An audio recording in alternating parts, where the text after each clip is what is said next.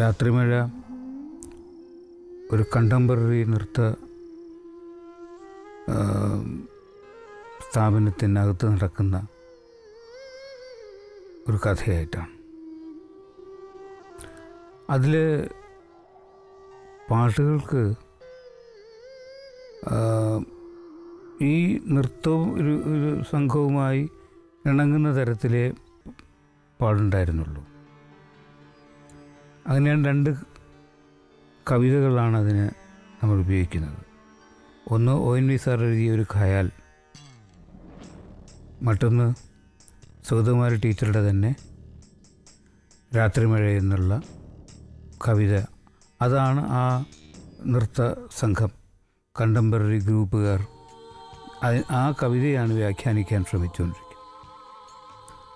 അപ്പോൾ അത് രമേശ് നാരായണനാണ് അതിൻ്റെ സംഗീതം നിർവഹിച്ചത്. ലെനിൻ സാറിൻ്റെ ആദ്യമായിട്ട് ഞാൻ ചെയ്യുന്നൊരു മൂവി എന്ന് പറയുന്നത് അന്യറാണ്. പിന്നെ രണ്ടാമത് ഞാൻ വർക്ക് ചെയ്യുന്നത് രാത്രിമഴ. രാത്രിമഴയിൽ എനിക്കൊരു വളരെ സന്തോഷമുള്ളൊരു കാര്യം പറയാനുള്ളത്, അതിലെ ബാസുരി എന്നൊരു ഗാനമുണ്ട്. ഇത് ആ വർഷത്തെ സംസ്ഥാന അവാർഡ് 3 പേർക്ക് കിട്ടുകയാണ്. എനിക്കൊന്ന് ആദ്യമായിട്ടാണ് ഇങ്ങനെ ഒരു കാര്യം സംഭവിക്കുന്നത് മലയാള സിനിമയിൽ. Best music director, best female singer, best male singer. അപ്പോൾ ഇങ്ങനെ ഒരു സുഖം ഉണ്ടായിരുന്നു. ഈ പടം ചെയ്യുമ്പോഴല്ല, ചെയ്ത് കഴിഞ്ഞതിന് ശേഷം ഒരു സുഖം അനുഭവിച്ചു. ശ്രുതി പോലെ സ്വരം കേൾക്കേ ഒരുപാടെനിക്കിഷ്ടമായി, ബാസുരി ശ്രുതി പോലെ സ്വരം കേൾക്കേ ഒരുപാടെനിക്കിഷ്ടമായി.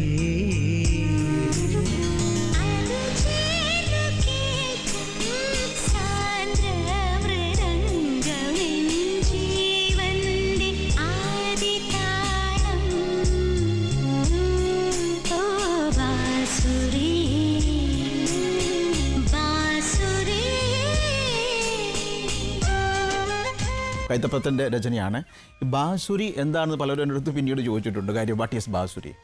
ബാസുരി എന്ന് പറഞ്ഞാൽ പുല്ലാങ്കുഴലാണ്, അല്ലെങ്കിൽ വലിയ പന്നാലാൽ ഘോഷ് വായിക്കുന്നത്, നമ്മുടെ ചൗറസിയാജി വായിക്കുന്ന ബാൻസുരി പലവർക്കും അറിയാം. പക്ഷേ ബാൻസുരിയിൽ കൂടെ കുറച്ച് പേരെന്തായാലും മലയാളികൾ ബാൻസുരി എന്താണെന്ന് മനസ്സിലാക്കിയിട്ടുണ്ട്.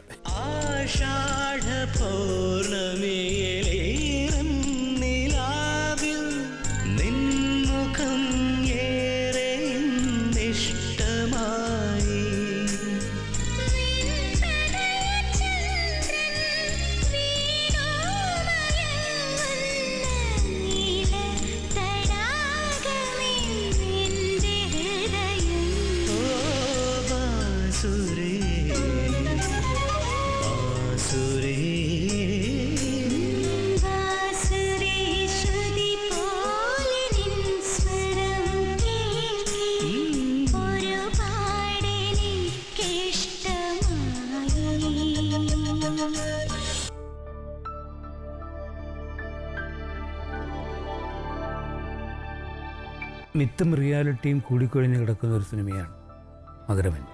രാജാ രവിവർമ്മയുടെ ഒരു പ്രസിദ്ധമായൊരു ചിത്രത്തെ അവലംബിച്ചിട്ട് ഉർവശിയും പുരൂരവസും എന്നുള്ള ആ ചിത്രത്തിൻ്റെ വ്യാഖ്യാനത്തിലൂടെ രവിവർമ്മയെ പരിചയപ്പെടുക, അങ്ങനൊരു ഘടനയാണ്. അതാണ് ഒന്ന് മിത്തായി നിൽക്കുകയും മറ്റൊന്ന് റിയാലിറ്റിയിലേക്ക് നിൽക്കുകയും ചെയ്യും.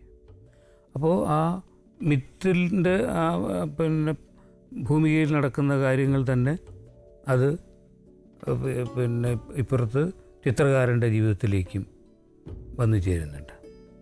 മഞ്ഞിൽ മെല്ലെ ചായം തൂവി ദാസേട്ടൻ പാടിയിട്ടുള്ളത്. ദാസേട്ടൻ്റെ ശബ്ദത്തിൽ ഭയങ്കര സന്തോഷമുള്ളൂ.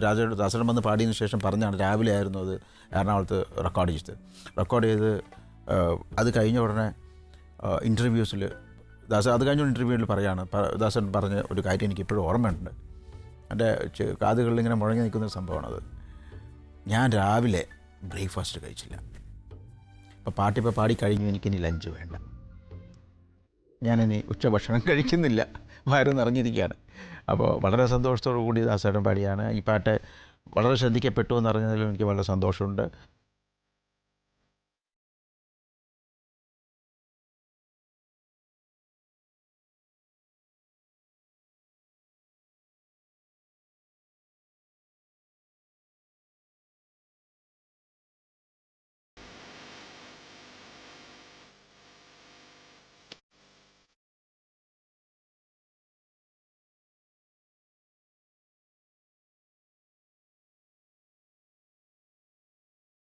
ഞാൻ എൻ്റെ സിനിമയിലെ പാട്ടുകൾക്ക് വേണ്ടി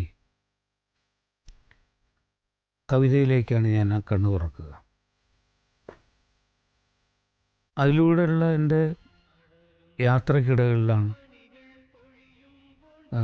ഒരുപക്ഷെ ആ കവിതയെ അങ്ങനെ തന്നെ സിനിമയിലേക്ക് കൊണ്ടുവരികയോ അല്ലെങ്കിൽ വളരെ കാവ്യാത്മകമായിട്ടുള്ള വരികൾ എഴുതി കിട്ടുന്നതിലേക്ക് വേണ്ടി ആഗ്രഹിച്ചുകൊണ്ട് എൻ്റെ കഥാസന്ദർഭങ്ങൾ അവരോട് പറയുകയും അത് വളരെ അനുഗ്രഹീതന്മാരായിട്ടുള്ള എഴുത്തുകാർ അവർ നമ്മുടെ ഒരു മനസ്സുമായി ചേർന്നുകൊണ്ട് തന്നെ എഴുതിത്തരികയും ചെയ്യും.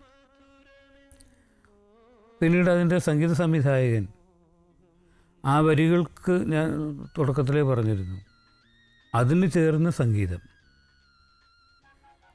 അപ്പോൾ ആ നിഷ്ഠ ഞാൻ അന്ന് മുതൽ ഇന്ന് വരെ പുലർത്തുന്നുണ്ട്. ഇന്നിപ്പോൾ അത്തരത്തിലുള്ള അന്വേഷണങ്ങൾ വെറുതെ എന്തിനു ചെയ്യണം എന്നും ഒരുപക്ഷെ ഞാനാണോ ഈ വെറുതെ ഉള്ള ലിസ്റ്റിൽപ്പെട്ട ആൾ ആ പാട്ടുകളാണോ എന്നുള്ളത് വേറൊരു ചോദ്യമായിരിക്കും. ഇതിനൊരു ഒരു ഒരു ഒരു കാലം എന്ന് പറയുന്നത് വളരെ ആ സിനിമയുടെ പ്രദർശന കാലം എന്നതിനപ്പുറം മറ്റൊരു പിന്നെ തലത്തിലേക്കോ കാലത്തിലേക്കോ സഞ്ചരിക്കാൻ ആവാതെ പോവുകയും ചെയ്യുന്നുണ്ട്. ഇത് പ്രത്യേകിച്ച് ഗുണമൊന്നും ചെയ്യില്ല. ഒരുപക്ഷെ അതൊരു ഒരു വളരെ ഒരു കാലത്തിൻ്റെ ഒരു പ്രത്യേകതയായിട്ട് വേണം എനിക്ക് അങ്ങനെ നമുക്കിതിനെടുക്കാവുന്നതേ ഉള്ളൂ. കാരണം ഇത് വീണ്ടും വീണ്ടും പരീക്ഷണങ്ങൾക്ക് വിധേയമാവുകയും മറ്റൊന്നായി മാറുകയൊക്കെ ചെയ്യുമെന്നുള്ള പ്രതീക്ഷയാണ് എനിക്കുള്ളത്.